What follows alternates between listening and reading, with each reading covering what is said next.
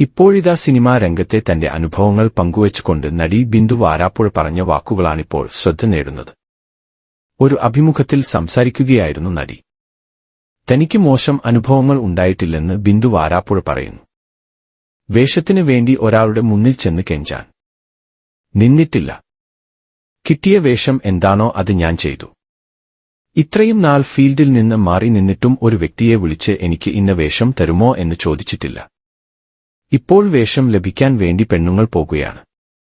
സിനിമയിൽ എന്നെ മോശമായി ആരും സമീപിച്ചിട്ടില്ല. എനിക്ക് കുട്ടിയുണ്ടെന്നും ഭർത്താവുണ്ടെന്നും എല്ലാവർക്കും അറിയാം. ഭർത്താവുണ്ടായിരുന്ന സമയത്ത് അങ്ങനെയായൊരാവശ്യത്തിന് മറ്റൊരാളുടെ അടുത്ത് പോകേണ്ടി വന്നിട്ടില്ല.